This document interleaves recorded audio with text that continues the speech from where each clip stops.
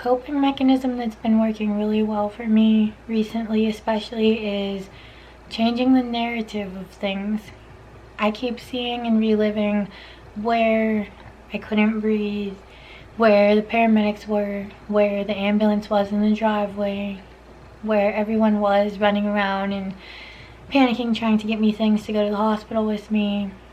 And I keep like seeing their faces and things they were saying and the panic I could see on their faces and hearing their voices and everything. And I've just been trying to block all of that out as best as I possibly can and just really try to actually, like I said, change the narrative of things.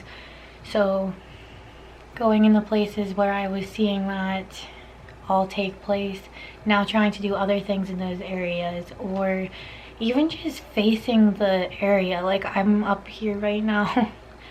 The night that I came home from the hospital, I could not breathe all night. It was a mess. Like, it was horrible. Could not sleep no matter what.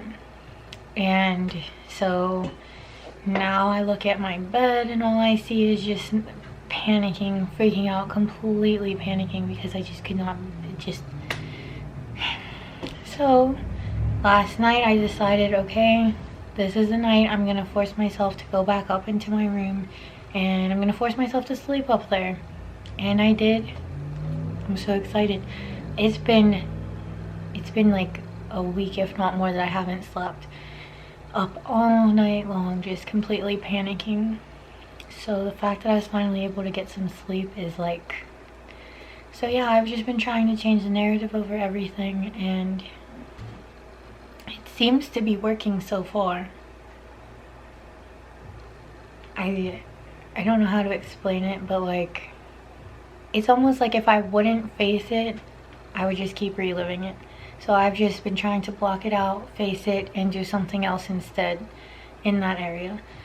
So like, I started slowly with my room, and now I'm up here recording this video. They seem to be doing okay so far, but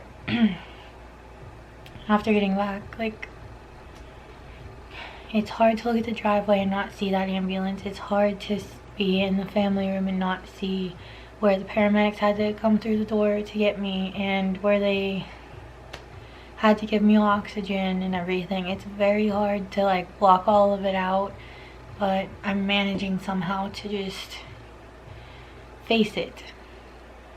Because how I used to be, I wouldn't have been able to face it. I probably wouldn't have even been able to come back here. But I did, and I did panic. But each day it's gotten a little bit easier, a little bit less to remember every single detail of that horrible night, the scariest night of my life.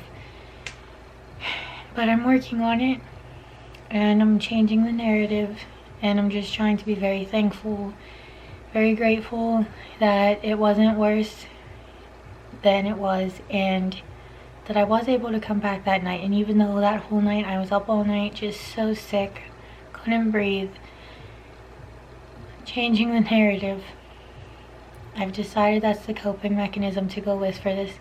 So if you've ever had anything where maybe a traumatic event happened to you, even in your own house, where you live, where you are every day, where you spend most of your time, then maybe try this changing the narrative coping mechanism, because it's the best thing I could have tried. Because breathing techniques, nothing like that was going to work for something like this. It just wasn't. So thankfully I've realized I need to just change the story now.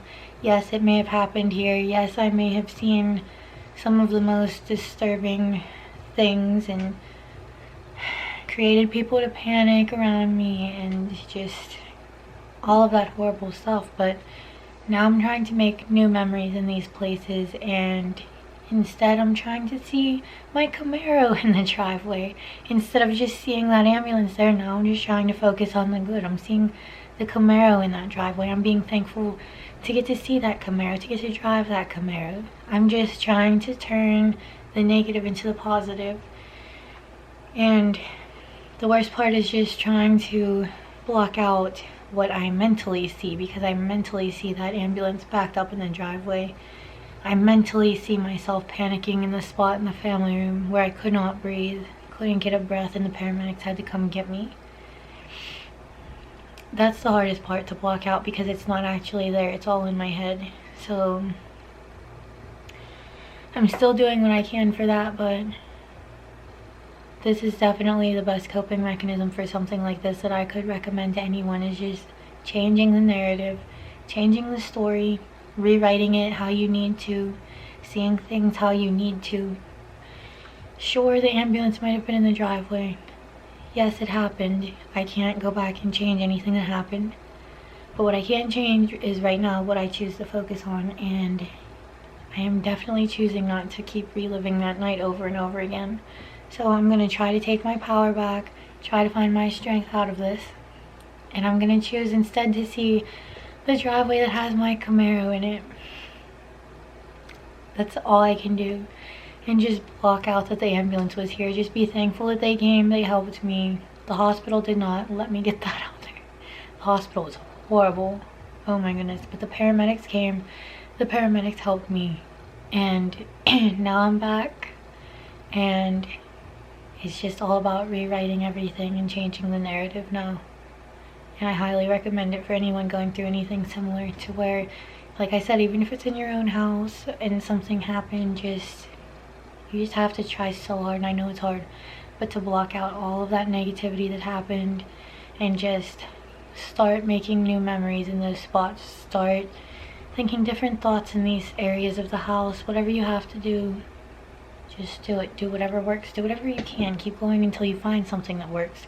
Because I kept looking at those spots and just giving myself panic attacks over it. And I realized, okay, I live here. That's not going to work out. So I have to just change the narrative now. I have to change it into a positive. I have to learn to just be thankful and grateful that it turned out not as bad as it could have. So I'm changing the narrative.